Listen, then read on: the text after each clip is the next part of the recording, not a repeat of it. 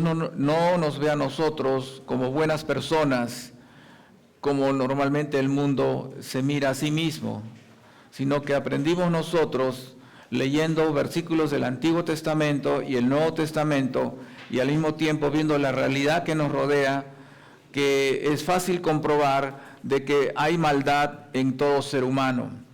Ninguno de nosotros se escapa de esa circunstancia. No hay justo ni aun uno, dice la palabra de Dios. Inclusive dice que aún el justo peca. Aún Pablo decía, el bien que quiero hacer no lo hago, el mal que no quiero hacer, eso hago. Y se sentía miserable por esa circunstancia, porque él ya tenía dentro de sí al Espíritu Santo que le llevaba a esas luchas dentro de su conciencia. Y es por eso que ante esa tragedia de la raza humana, Dios da una solución. Y lo que vamos a ver hoy día es parte de esa solución. Y vamos a meditar en solo una palabra, la palabra gracia. La palabra gracia.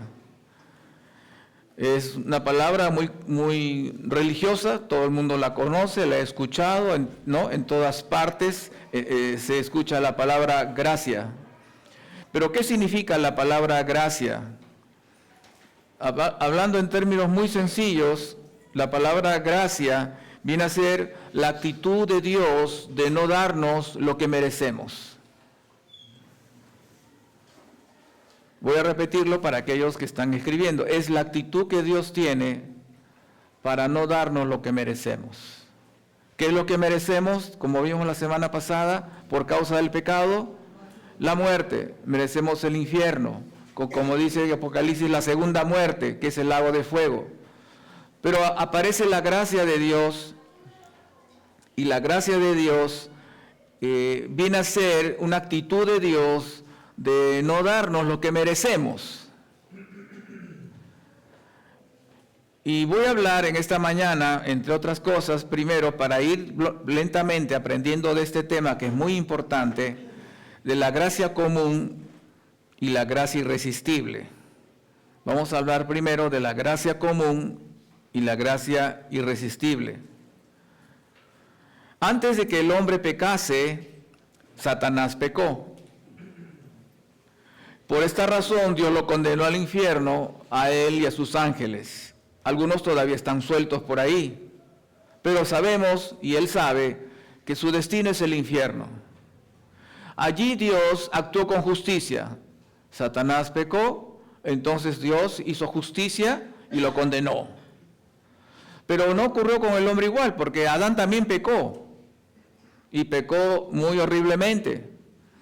Pero Dios le había dicho, si comieres del fruto del árbol, del conocimiento del bien y del mal, de cierto morirás.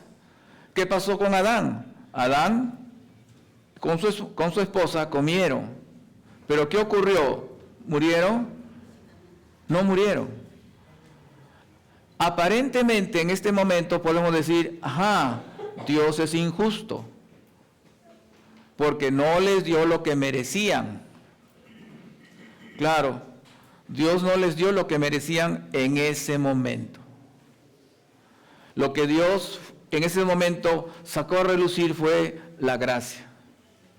¿Se merecían ir al infierno? ¿Se merecían inmediatamente morir? Sí.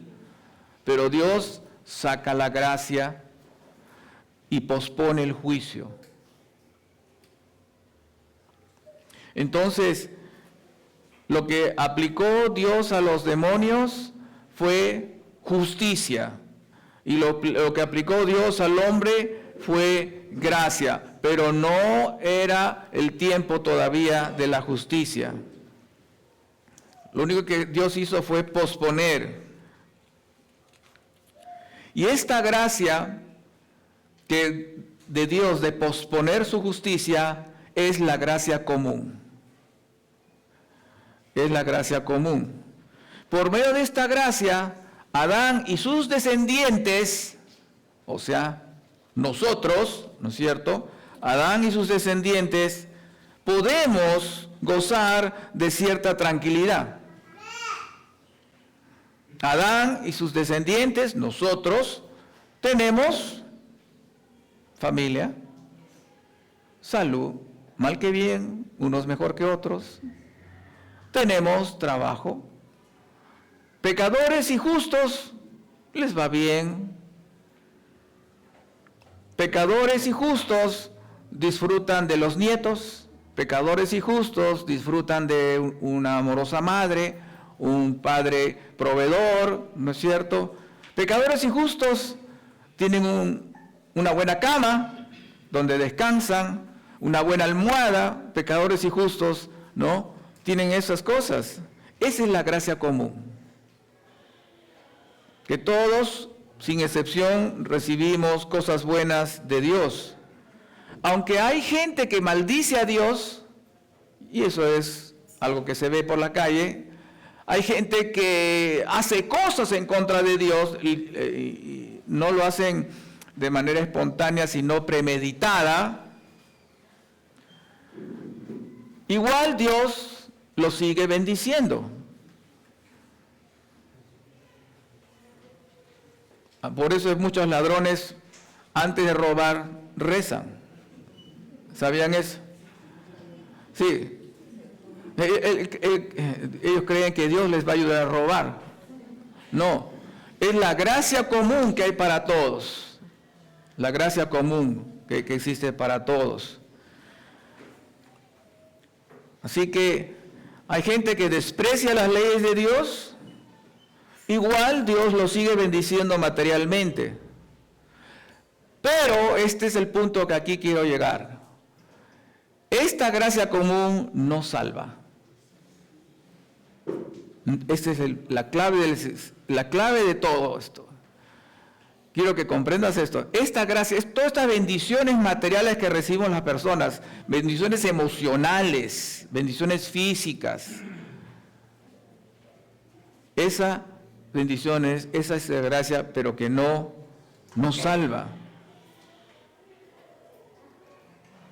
Algún día, Dios llamará a cada una de esas personas que disfrutan de la gracia común, porque Dios ya decretó el día de su muerte. ¿Sabían eso?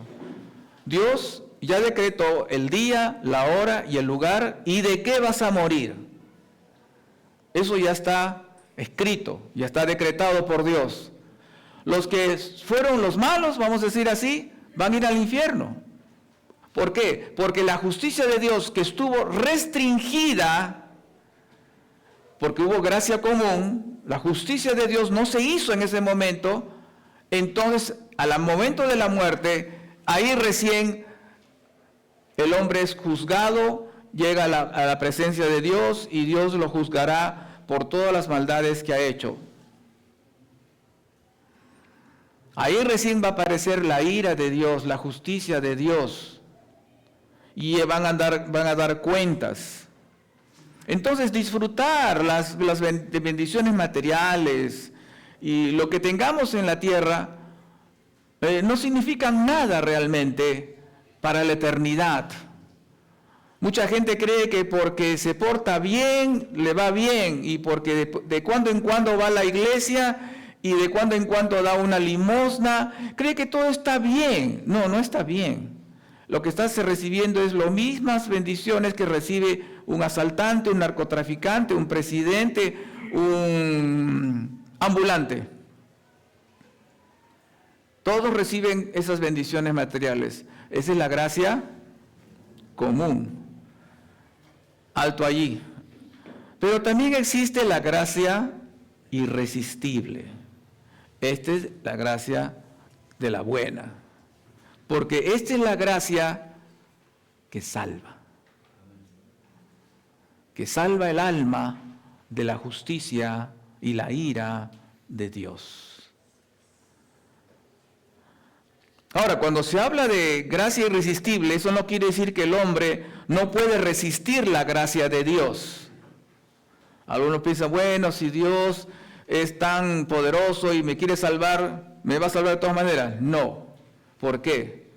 Porque en la Biblia hay gente que se le ofreció la salvación, se le ofreció la gracia para que se salve, pero no quiso. Fíjense lo que dice Hechos 26, para que ustedes vean conmigo y con claridad y en castellano lo que estamos hablando. Dios se ha preocupado que la Biblia sea clara. Y Hechos 26, en el capítulo 28, vamos a ver varios versículos, así que tengan los versículos, su Biblia a la mano. Hechos 26.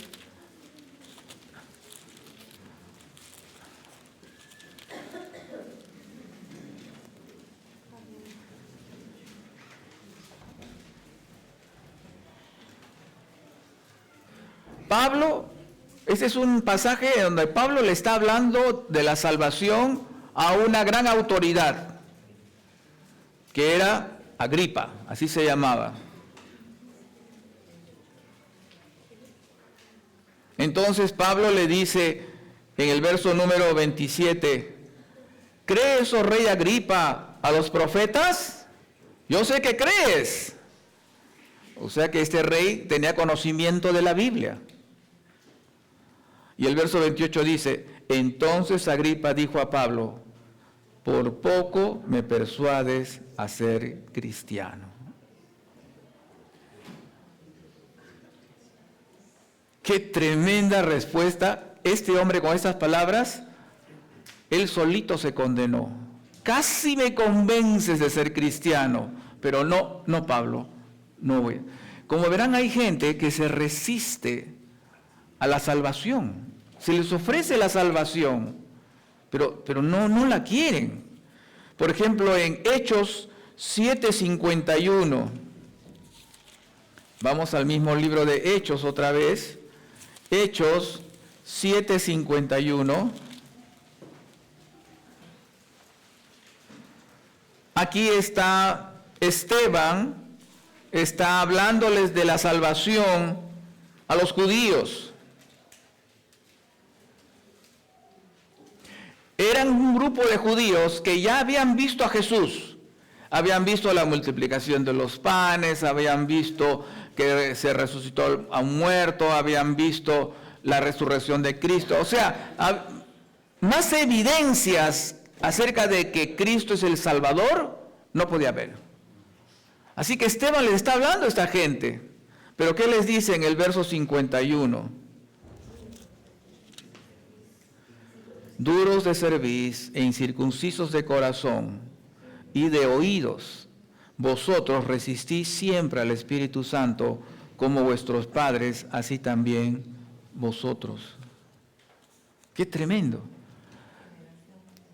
Se resisten a la salvación, a pesar que han visto evidencias del Señor Jesús salvando, sanando, pero hay dentro una terquedad, un orgullo en sus almas y se resisten a la gracia de Dios. Dios permitió que esta gente se aterca y así los dejó para siempre. ¿Y saben qué? Este grupo de personas a quienes Esteban habló, que se resistieron a la salvación que le ofrece Cristo, hoy día están en el infierno. En este momento. La historia de ellos no culmina acá. Ellos vivieron, se murieron y ahora están sufriendo la justicia de Dios.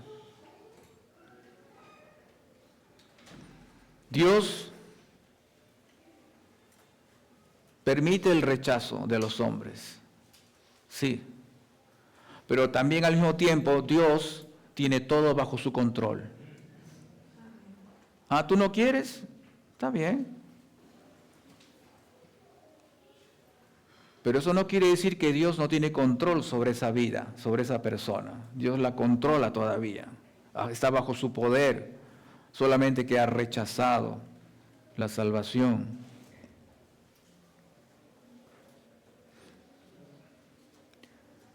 Dios sigue teniendo todo bajo su control. Vamos a ver Daniel 4:35.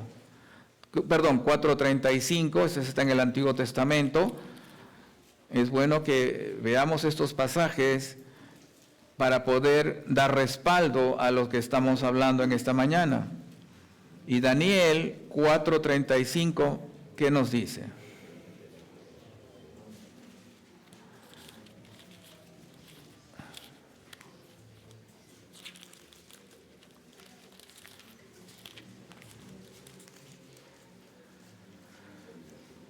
Y aquí quien está hablando es el rey Nabucodonosor, un hombre que pensaba que tenía el control de su imperio. Es más, la Biblia lo pone como el hombre más poderoso de todos los reyes que han existido. Nabucodonosor. No ha habido otro emperador como él, que tenga tanto poder. Y este hombre dice: todos los habitantes de la tierra son considerados como nada. Y él, hablando de Dios, hace según su voluntad en el ejército de los cielos y en los habitantes de la tierra. Y no hay quien detenga su mano y diga: ¿qué haces? Le podemos decir a Dios: ¿qué haces? ¿Por qué haces esto conmigo? No podemos. Él tiene el control. Fíjate lo que dice Isaías 46. Isaías 46.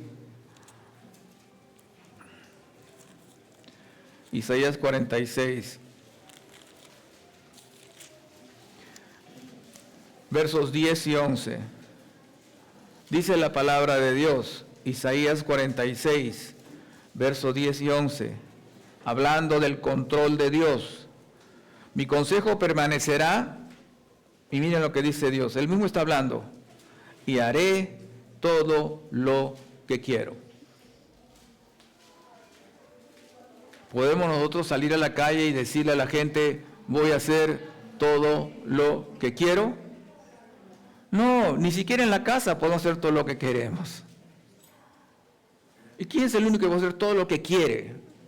Es Dios, no nosotros. Él está en control. Ni tú ni yo. Él dice que llamo desde el oriente al ave y de tierra lejana al varón de mi consejo. Yo hablé y lo haré venir. Lo he pensado y también lo haré. ¡Qué tremendo! Dios está diciendo: estos son mis planes y los voy a hacer. ¿Quién lo va a detener? ¿Tú qué vas a detener? Todo está en mi control. Así que si rechazas, si resistes a la gracia salvadora de Dios, aún eso está bajo el control de Dios. Y acá hay algo importante que vale la pena aclarar. Cuando Dios nos habla de que Él tiene gracia irresistible, no quiere decir que Él va a salvar a la gente contra su voluntad. Este es muy importante. Algunos piensan, ¿no?, que Dios va a salvar a la gente y la gente va a decir: no quiero que me salves, no quiero que me salves. Y Dios ahí lo está jalando para... No, eso no hace Dios, ¿no? Así no hace Dios. Algunos creen que es el uso de Dios usando la fuerza. Pero eso no es así, y más adelante lo vamos a ver. La gracia irresistible no busca torcer la voluntad del pecador, sino lo que hace es esto. Escúchelo bien. La gracia irresistible no tuerce la voluntad del pecador. Lo que hace Dios es, le da una nueva voluntad. La voluntad mala que tenía sale y en el corazón le pone buena voluntad. Entonces al fin del día, el pecador, ¿por qué acepta a Cristo? Porque quiere. Ya no es tanto que a la fuerza. La gracia nos enseña que la salvación de los pecadores, merecedores del infierno, por tanto, es obra exclusiva de Dios. La gracia irresistible significa que cuando el Espíritu Santo llama, no va a fallar. No va a fallar. Si tú estás evangelizando a una persona, hablando de la salvación, y esa persona no, por alguna razón, resiste el evangelio, no es que el Espíritu Santo falló. No ha fallado, quizá no es su tiempo. La confesión de Westminster, vale la pena decir esto, que significa, en Westminster, ya muchos años atrás, se reunieron muchos teólogos para poder establecer principios generales de la palabra de Dios y todas las iglesias puedan aprender. Ellos dicen así: nos recuerda que la gracia irresistible de Dios no salva a las personas en contra de su voluntad, sino renovando sus voluntades, de tal manera que vienen a Él más libremente, pues por su gracia son hechos dispuestos. Por eso cuando yo veo, y seguramente ustedes ven, iglesias cristianas, y lamentablemente tengo que decir que nos ponen en el paquete a todos, que manipulan a las personas para que sean cristianos, utilizando luces, la música, utilizando distintos medios. ¿Qué hacen ellos? Ellos manipulan y tratan de así de llenar su iglesia. Les ofrecen el oro y el moro, como dicen, ¿no? ¿Qué es lo que usted necesita? Ellos han aprendido bien esa canción. 3 cosas hay en la vida, ¿no? ¿Cuáles son? Salud. Ah, sí la conocen, entonces. Esa canción antigua, mi mamá la cantaba. 3 cosas hay en la vida: salud, dinero y amor. Y el que tenga estas 3 cosas, dele gracias a Dios, dice la canción. Bueno, el punto es este: que esas iglesias te ofrecen o salud, o amor, o dinero. Te manipulan. Entonces así cualquiera se vuelve cristiano. Pero la gracia de Dios no manipula. No necesitamos manipular a la gente. Es Dios obrando en la voluntad de esa persona. Nada más.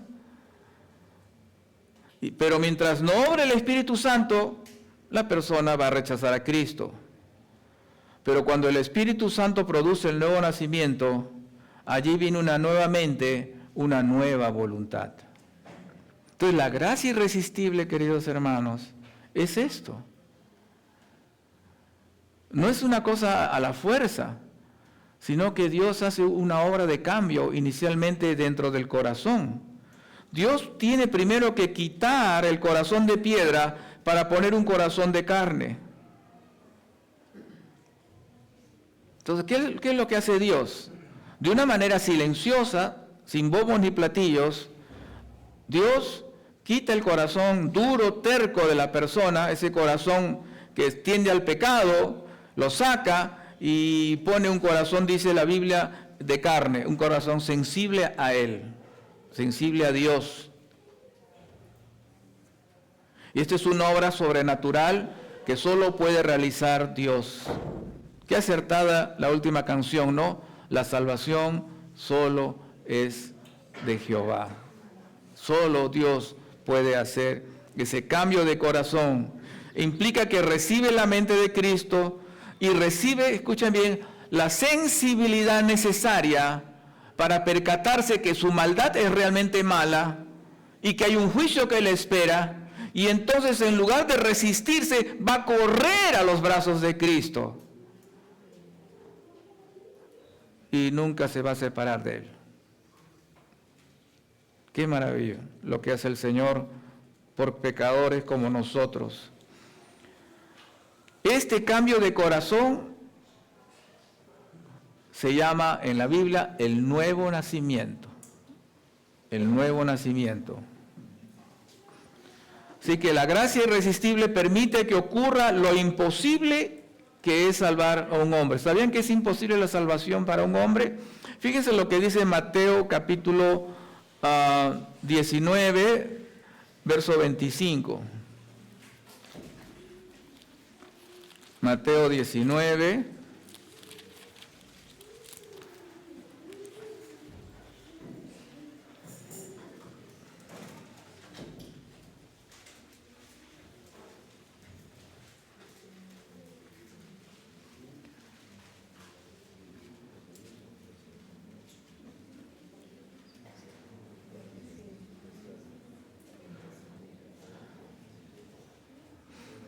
Dice, sus discípulos oyendo esto, se asombraron en gran manera diciendo, ¿quién pues podrá ser salvo?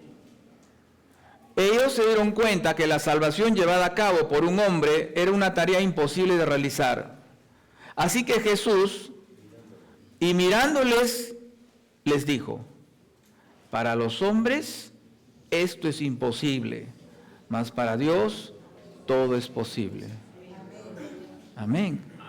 Por eso es que estás sentado aquí, porque Dios ha hecho algo imposible para ti, imposible para mí. Nos ha quitado el corazón malo y nos ha puesto un corazón de carne.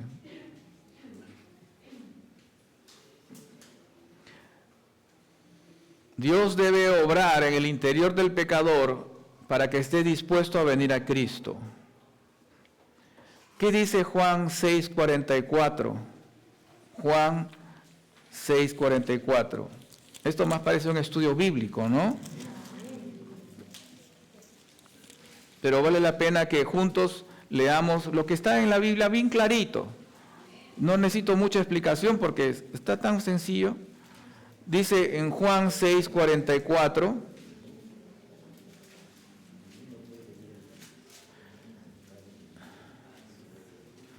Jesús respondió y les dijo, no murmuréis entre vosotros, ninguno puede venir a mí, sino si el Padre que me envió no le trajere, y yo le resucitaré en el día postrero. O sea, la salvación no depende de ti. Es imposible. ¿De quién depende? Del Padre que toma al pecador y lo presenta al Hijo.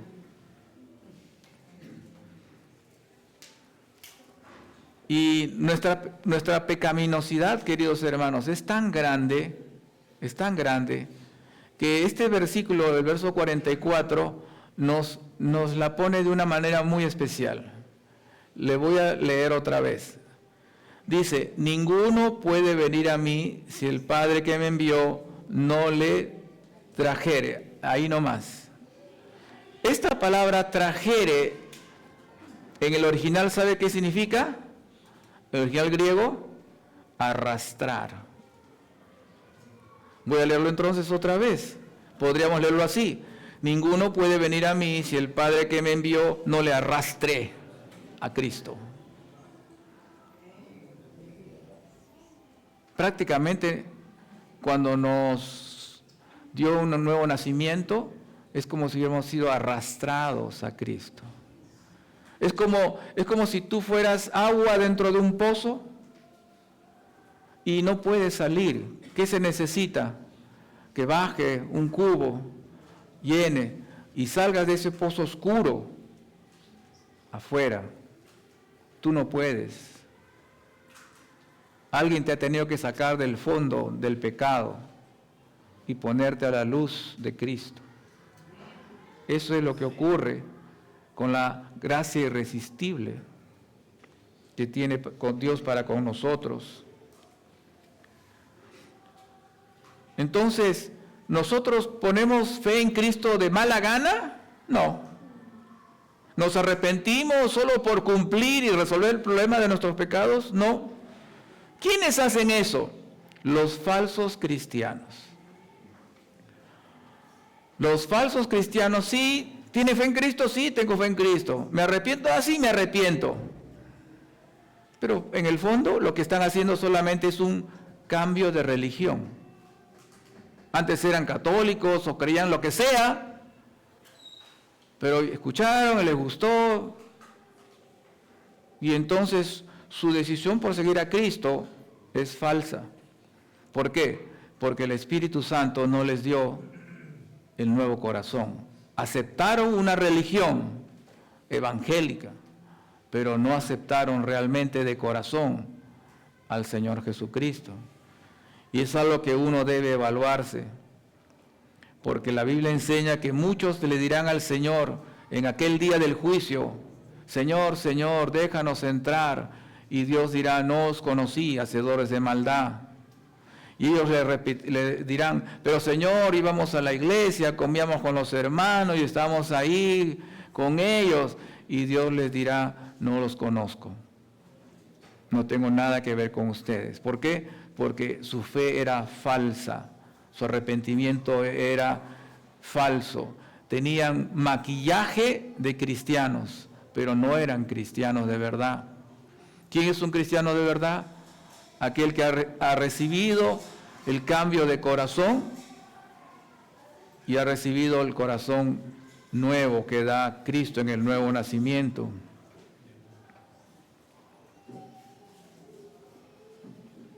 La forma, pues, en que Dios nos trae a Jesucristo es haciéndonos primero nacer de nuevo.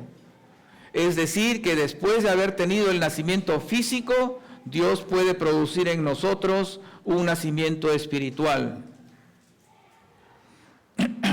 Porque sin ese nuevo nacimiento no podríamos creer ni tener fe en Jesucristo. ¿Cuándo comienza la gracia irresistible? Sin lugar a dudas, esta gracia de Dios irresistible, ¿saben cuándo comenzó? En la eternidad pasada, en la mente de Dios. Porque los hombres que van a seguirle a Dios de corazón fueron elegidos antes de la creación del mundo. Ahí estaba Dios, ya te tenía en la mente, ya había decidido, a ti te voy a salvar. Ya te amaba desde ese tiempo. Y entonces lo único que ha pasado es que ha habido tiempo de por medio. Porque la gracia irresistible permite que ocurra lo imposible, que es salvar a los hombres. Esta gracia va más allá de proveer cosas necesarias para esta vida. Esta gracia irresistible es distinta. Esta gracia salva. Vamos a Efesios capítulo 2, versos 8 y 9. Efesios capítulo 2, versos 8 y 9.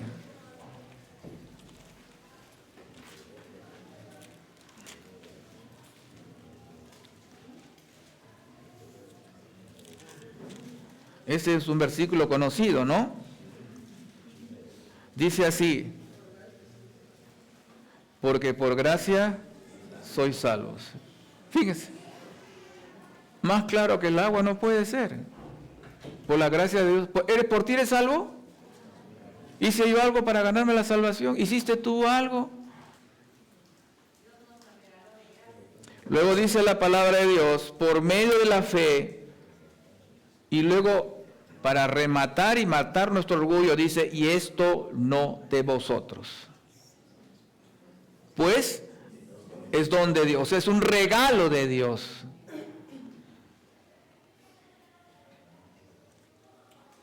Dios tiene que haber hecho esto porque somos tan pecadores, tan malos, tan muertos, estábamos recontra muertos nosotros, que Dios tiene que hacer un regalo, regalarnos la salvación.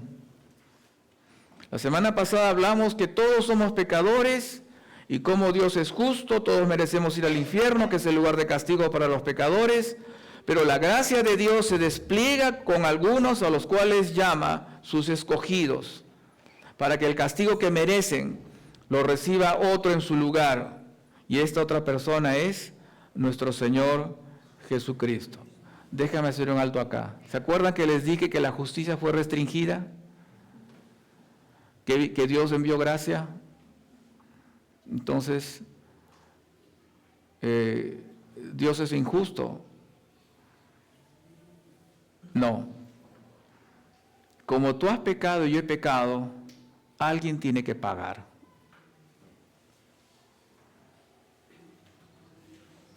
Alguien tiene que pagar. Alguien tiene que pagar por el pecado que tú has cometido. El problema es que no podemos pagar. Ese es el problema. ¿Cómo puedo pagar yo los millones de pecados que tengo ante Dios? ¿Pidiéndole perdón? Perdóname, Señor, y se acabó. ¿Ustedes creen que así es la cosa de simple? No es así, es simple. Alguien tiene que pagar. ¿Por qué? Porque Dios es justo. Él no puede decir que, Él no puede pasar por alto, hacerse la vista gorda y no, ya te perdono, pasa. No es así. Alguien tiene que pagar.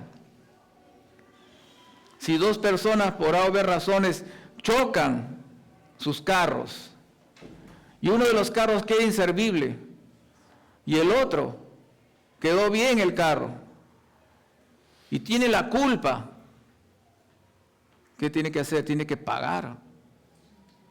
Tiene que pagar hasta el último centavo. Bueno, aquí en el Perú no ocurre eso, ¿no es cierto? Pero hay países donde sí, hasta tienen que vender sus cosas, su carro, porque tienen que pagar. Y pagan hasta el último centavo. Inclusive pagan los días que no tuvo carro, porque la persona alquiló un carro. Alguien tiene que pagar. Así somos nosotros, con la cual es la diferencia. Que si tú eres el que tenías que pagar y tú le dices no tengo para pagar, pero en ese momento viene por ahí un desconocido y te dice no te preocupes, yo pago. ¿Tú pagas? Sí, pero no te conozco, no, yo pago. Y va, y al que le ha chocado el carro, no le importa de dónde venga el dinero, ¿no es cierto? Con tal de que le paguen. Algo así hizo Jesucristo en la cruz. Él pagó con su muerte y su sufrimiento por tus pecados. Toda la ira de Dios que tú y yo merecemos, toda la justicia de Dios no vino sobre ti, vino sobre Jesús, se desvió. No es que Dios dejó de ser justo, fue justo, pero no contigo, sino con Cristo. Y cuando Cristo dijo, todo está consumado, consumado es. ¿Saben qué quiso decir Jesús? Se pagó la deuda. ¿No te parece una maravillosa noticia saber que ya no debes nada a Dios?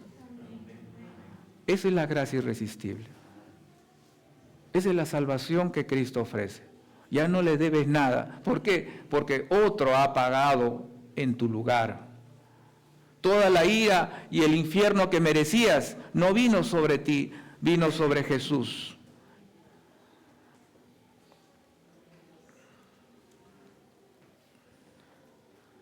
La gracia entonces hace que la muerte de Cristo se ejecute en nosotros. Esto ocurrió, permítanme darles una ilustración, en Juan 3. Juan 3.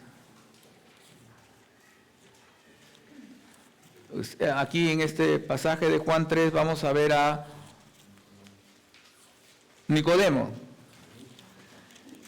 Esta historia es maravillosa. En Juan 3, Nicodemo, para los que no conocen, era un hombre religioso. Dentro de su ciudad, Nicodemo era intachable, moralmente intachable. Y no solamente eso, sino que Nicodemo era una autoridad que su opinión importaba. Y Nicodemo estaba en una posición social alta.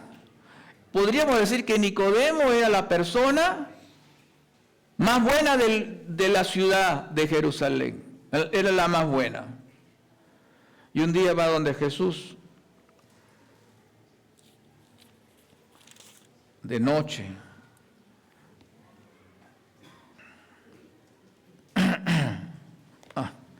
¿Y qué pasa?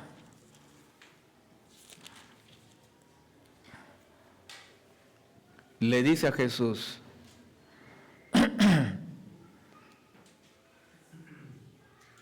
Rabí. En ese tiempo Rabí era un nombre que se utilizaba en lugar de decir maestro. Dice, Rabí, sabemos que has venido de Dios como maestro, porque nadie puede hacer estas señales que tú haces si no está Dios con él. O sea, Nicodemo se presentó reconociendo a Jesús, reconociendo quién era, honrándole con buenas palabras, muy educado, muy cortés, con mucho respeto. Y Jesús en el verso 3, miren lo que le dice.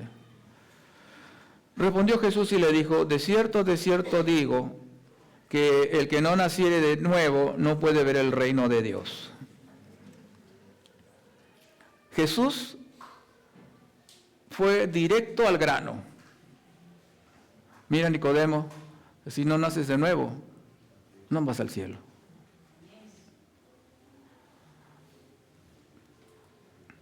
Entonces Nicodemo le dijo, ¿cómo puede un hombre nacer siendo viejo, nacer de nuevo? ¿Puede acaso entrar en la segunda vez en el vientre de la madre y nacer?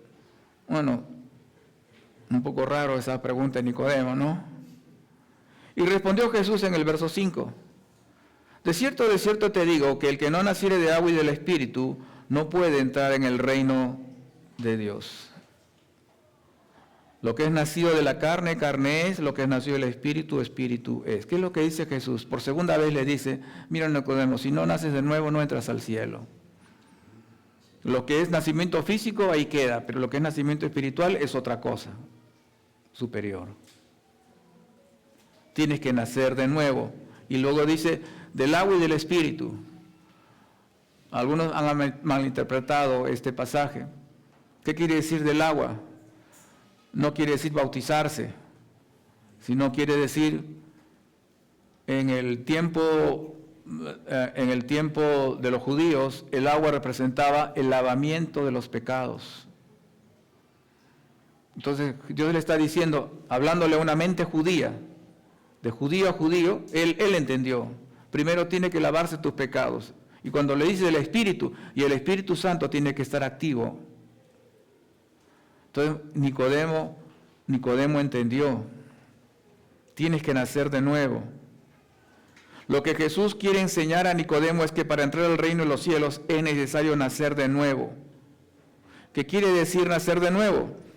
Todas las personas tienen un nacimiento físico que incluye su cuerpo, implica también pensamientos, sentimientos, la capacidad de tomar decisiones, pero lo que Jesús propone como requisito indispensable para entrar a su cielo es nacer de nuevo, un nacimiento del agua y del Espíritu.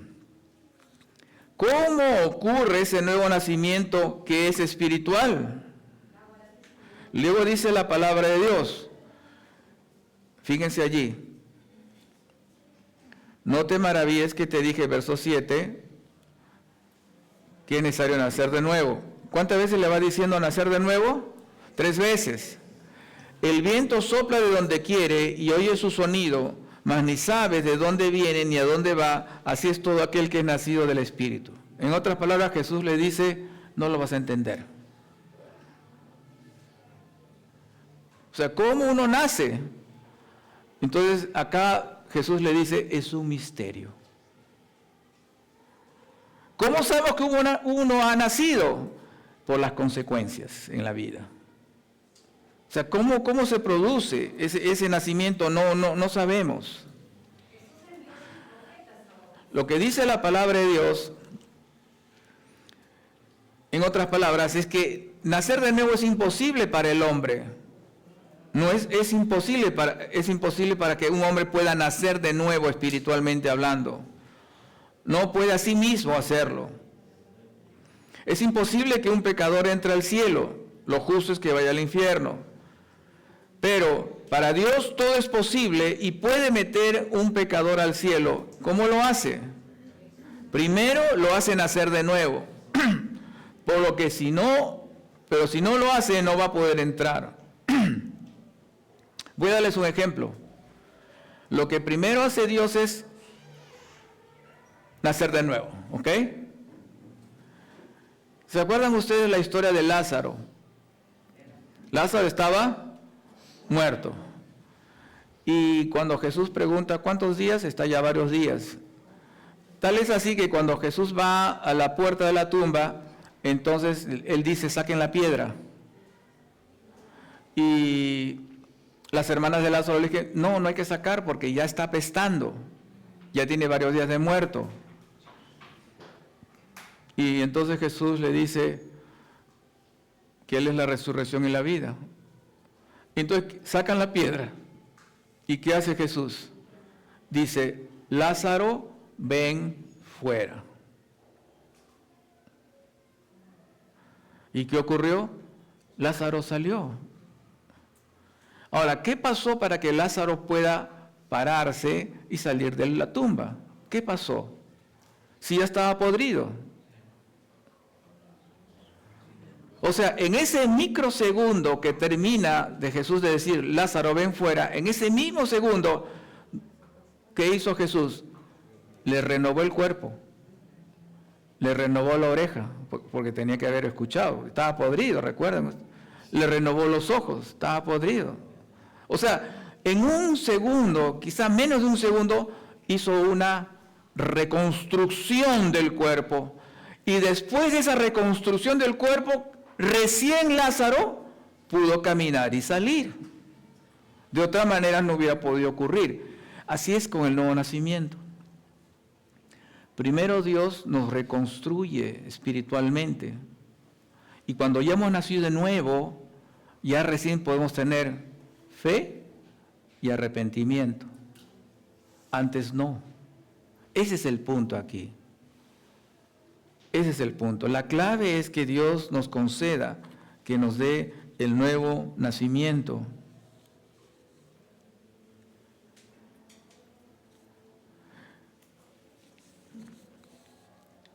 Esto es un motivo para que nosotros digamos, Señor, te adoro, te amo, porque tú de la nada, de lo que éramos nada, tú obraste en mí. ¿Y por qué es necesario el nuevo nacimiento? Porque mientras tenemos la mente con la que nacimos, no vamos a entender a Dios.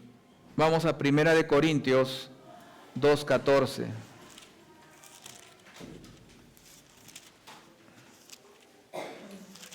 Primera de Corintios 2:14.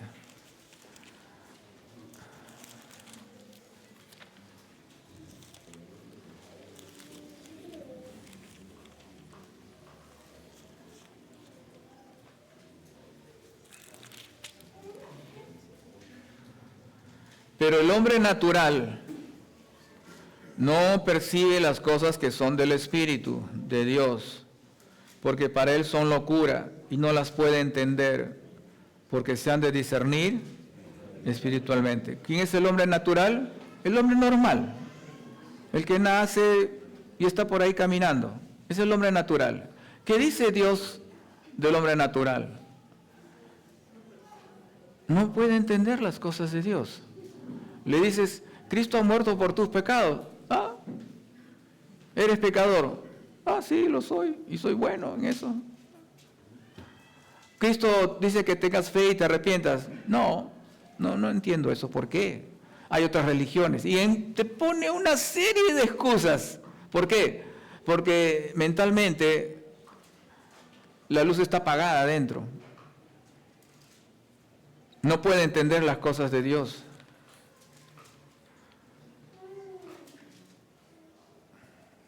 Entonces, nosotros necesitamos, cuando queremos evangelizar, el auxilio del Espíritu Santo, sí o sí. No podemos salir a evangelizar en nuestras fuerzas, con nuestras gente que ha inventado estrategias para convencer a la gente. Ese no es el punto. Nosotros no necesitamos convencer a la gente. Es el Espíritu Santo quien convence a las personas de pecado. Y es el Espíritu Santo que les da fe, y el Espíritu Santo que les da arrepentimiento. El nuevo nacimiento es importante. La Biblia también lo llama regeneración. Regeneración.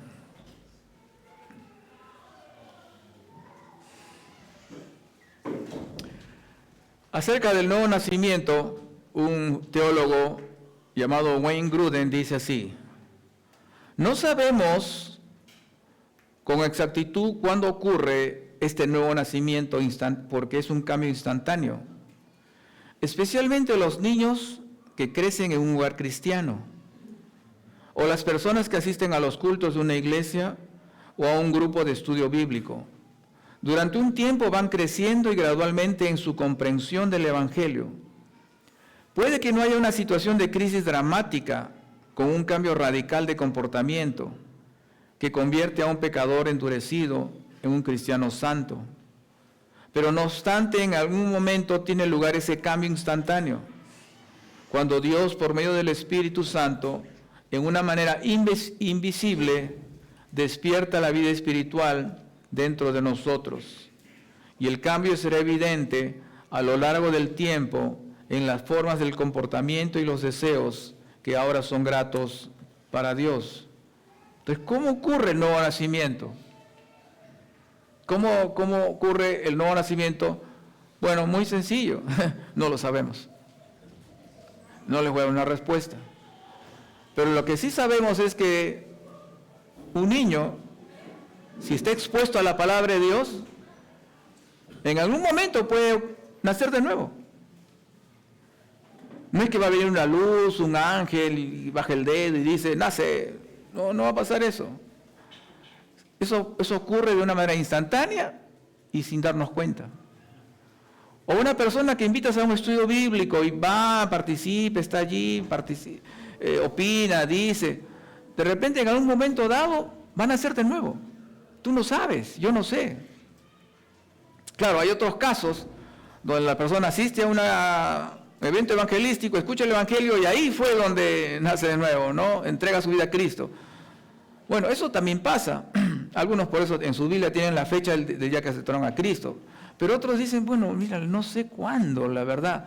Pero yo sé que ahora amo a Cristo, lucho contra el pecado, aborrezco mi maldad personal, amo a los hermanos y confío en Cristo de todo corazón. Pero ¿cómo llegó a ese punto? ¿Cuándo empezó? No se sabe. No sabemos. Por eso siempre es bueno mantener con la Biblia a las personas que no conocen a Cristo. Yo me acuerdo que los viernes había decidido tener estudios bíblicos con mis padres. Así que todos los viernes era religiosamente el día que iba y almorzábamos juntos y abría la Biblia. Y mis padres tenían su religión, eran muy conservadores, eran personas muy buenas. De hecho, ese de paso, mis padres eran gente muy buena, buenas personas eran. Pero pensaba que se iban a salvar haciendo buenas obras. Y ahí lo dejé. Y estuve separado de ellos varios años, hasta que me entero que mi mamá tiene cáncer, regreso, porque dije, mejor es verla viva que ir a verla muerta. Así que la acompañé en sus últimos días y estando en su cama le hablé de nuevo al Señor. Y ahí fue donde ella me dijo que quería aceptar a Jesús. Fue increíble. Y me acuerdo que eso fue el sábado. Y el domingo voy a verla a su cama en el hospital. Estaba ella sola y siempre hay 2 camas, ¿no? En el hospital del empleado. Y yo le digo, hola mami, ¿cómo estás? Aquí te traigo tus cositas. Y me dijo, hijito, ¿no vas a hacer el culto? Y digo, ¿dónde salió eso? Es domingo, me dijo. Ah, ya. Así que hice un culto para uno. Claro, hubo un invitado, el que estaba acostado, ¿no? Pero el asunto es que yo no sé cuándo mi mamá nació de nuevo. Pero sí vi las evidencias de su nacimiento después, ¿se da cuenta? Ese es el punto. Así es la gracia de Dios, es una gracia para con nosotros los pecadores. La gracia irresistible es para los pecadores. Ahora, quiero terminar con un punto muy importante y es lo siguiente. Que la gracia irresistible es concedida a los hombres para la gloria de Dios. Este es muy importante. Abran sus Biblias en Ezequiel capítulo 36. Ezequiel capítulo 36.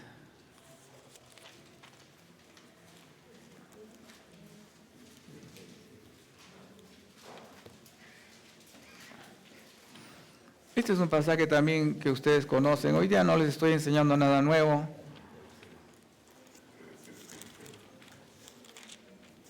Pero vale la pena refrescar. Y siempre la palabra de Dios es fresca, ¿no? En Ezequiel capítulo 36, permítame que leamos desde el verso 22.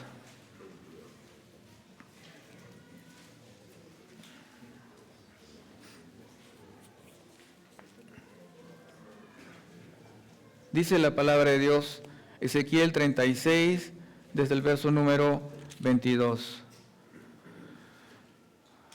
Por tanto, aquí está hablando Dios, di a la casa de Israel, así ha dicho Jehová el Señor, no lo hago por vosotros, oh casa de Israel, sino por causa de mi nombre, el cual profanasteis vosotros entre las naciones donde habéis llegado. Verso 23, y santificaré mi nombre, profanado entre las naciones, el cual profanasteis vosotros en medio de ellas. Y sabrán las naciones que yo soy Jehová, dice el Señor, cuando sea santificado en vosotros delante de sus ojos. ¿Quién es lo importante en estos versículos? ¿Quién es es Dios. Es Dios. Y miren lo que va a pasar después, verso 25. Y esparciré sobre vosotros agua limpia, y seréis limpiados de todas vuestras inmundicias, y de todos vuestros ídolos os limpiaré. Os daré corazón nuevo, y pondré espíritu nuevo dentro de vosotros, y quitaré de vuestra carne el corazón de piedra, y os daré un corazón de carne. Qué pasaje tan lindo, ¿no? Pero no descuidemos los versos 22 y 23. O sea que no creas que tú eres la última Coca-Cola del desierto. No te la creas. No. Ah, Dios, su gracia para conmigo. Yo, y me va a salvar a mí, a mí. No.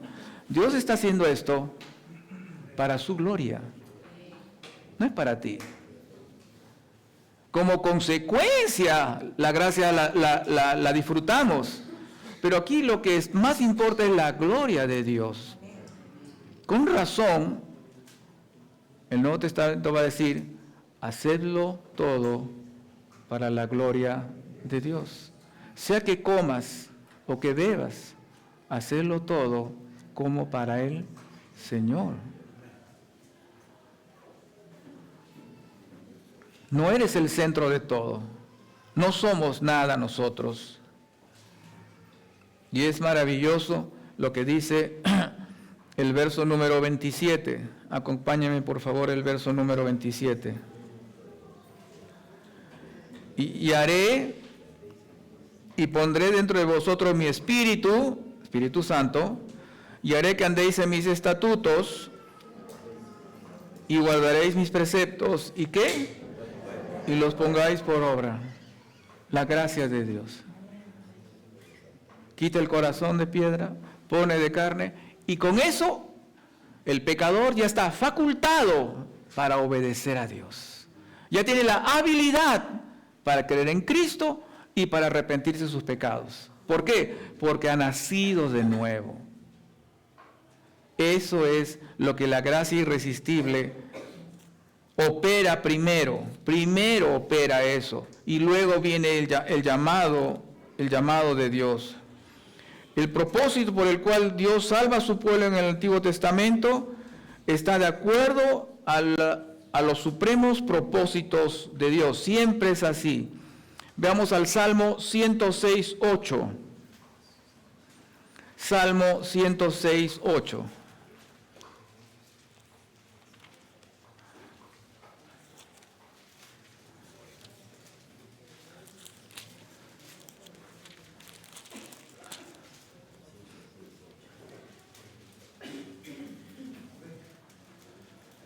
Pero Él lo salvó por amor de su nombre. ¿El nombre de quién? De Dios. El nombre de Dios.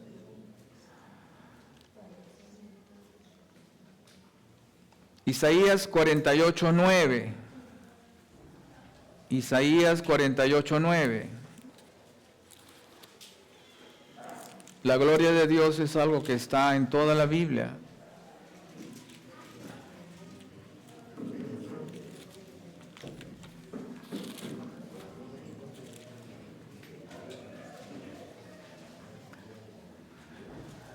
Por amor de mi nombre, diferiré mi ira, y para alabanza mía, la reprimiré.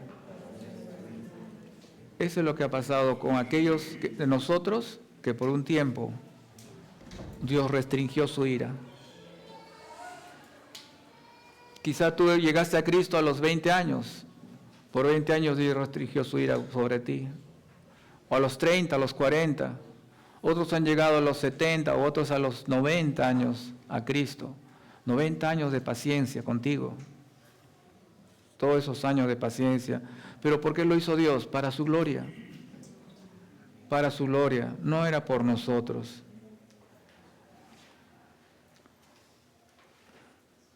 Y fíjense cómo es de maravilloso Dios para que esta gracia irresistible que nos beneficia es para su gloria. Vamos a Romanos 3:25. Ya vamos a ir terminando. Siempre con Cristo, siempre con nuestro amado Señor Jesucristo. Romanos 3:25.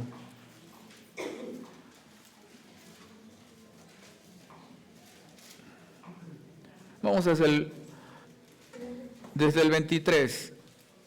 Desde el 23 para tener un poco de contexto. Romanos 3:23 al 25. Dice: por cuanto todos pecaron y están destituidos de la gloria de Dios, siendo justificados gratuitamente por su gracia, mediante la redención que es en Cristo Jesús. Ahora, alto allí. La gracia, ¿no es cierto?, nos justifica, nos hace justos. Ya no tenemos problemas con Dios. Somos declarados inocentes, ¿no es cierto? Pero esa gracia fue mediante la redención que es en Cristo Jesús. O sea, tuvo que haber primero, antes de que haya la gracia, tuvo que haber una condición previa, un requisito previo que se cumpla. ¿Cuál era? La redención que es en Cristo Jesús. Entonces, no es que vino, es gratuita para ti la gracia, para mí es gratuita, pero a Cristo le costó. Y vamos a ver cómo fue. Dice el verso 25, a quien Dios puso como propiciación por medio de la fe en su sangre. ¿Qué es la palabra propiciación? El arca de la alianza en el Antiguo Testamento tenía una tapa. Esa era la propiciación, ese era el propiciatorio. ¿Y saben qué significa? Satisfacción. Satisfacción. Significa que cuando Cristo fue crucificado, derramó su sangre en el Calvario, Él satisfizo la ira de Dios. Toda la ira que Dios había acumulado contra ti por tantos años de pecado, en lugar de ir contra ti, fue contra Cristo. O sea, todo ese suplicio que vio Cristo lo sufrió en tu nombre, lo recibió Él. ¿Y cómo lo sabemos? ¿Cómo sabemos que la ira de Dios fue sobre Él? Porque Cristo dijo a su Padre cuando estaba en la cruz: Padre mío, ¿por qué me has abandonado? ¿Conocen esa frase? Bueno, eso significa que Cristo, como parte de la Trinidad, por un momento Dios dejó de verlo. Por un momento Dios rechazó a su Hijo. ¿Por qué? Porque en ese momento estaba cargando tu pecado. Y por un momento, al perder los ojos de Dios sobre él, Cristo sufrió el infierno de los infiernos. ¿Por qué? Porque estabas allí, todos tus pecados cargándolos, Cristo cargando los pecados. Medita esto este domingo en tu casa, cuando puedas. Medita lo que significa que Cristo cargó con tus pecados y que sufrió la ira. Te invito a que lo hagas por lo menos una media hora. No veas televisión. Anda a tu cuarto, enciérrate. Mete a los niños al refrigerador. Ahí están conservados, frescos. Pero hablando en serio, medita en la muerte de Cristo a tu favor. Piensa en toda la maldad tuya y mía que fue sobre Él, al punto que Dios dijo, no puedo verlo.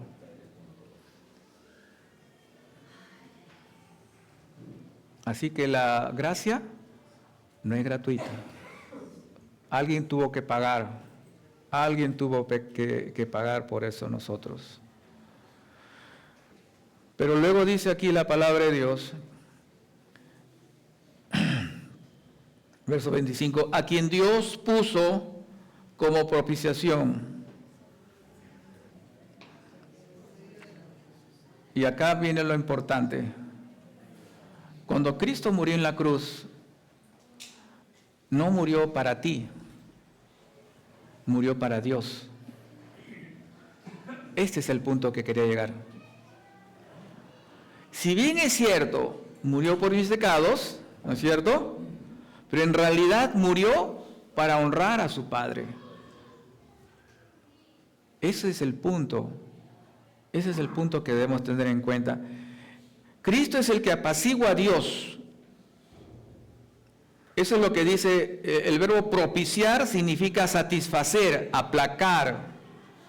Él es el que propicia a Dios, satisface a Dios con su muerte. Esto es lo que está ocurriendo en la cruz. En ese sentido, Cristo murió para Dios. La mayoría de la gente piensa en la salvación como Cristo muriendo por nosotros. Eso es verdad, pero no es el retrato completo. La única manera en la que Cristo podía morir por nosotros sería que muriera de manera satisfactoria para Dios. Cristo entonces murió en primer lugar para satisfacer a Dios. Y una vez que Dios quedó satisfecho, entonces su muerte puede aplicarse a nosotros, no antes. Entonces Dios lo resucita, ¿no? Al tercer día, la resurrección simboliza aprobado. Tu muerte la acepto. Entonces recién a partir de esa muerte nosotros alcanzamos la salvación para nuestras vidas. Esto quiere decir que la justicia de Dios, que no se había aplicado al hombre desde Adán, ahora Dios, después de miles de años de ser restringida, la plenitud de su justicia la expresa contra Jesucristo. Toda la ira de Dios que ha reprimido desde Adán ahora se expresa en su totalidad, pero contra Jesucristo. Así que Dios quedó satisfecho y por tanto aprobó la muerte de su Hijo, resucitándole entre los muertos. Por tanto, en primer lugar, Cristo murió para que Dios sea glorificado. Y después de eso, vino la gracia.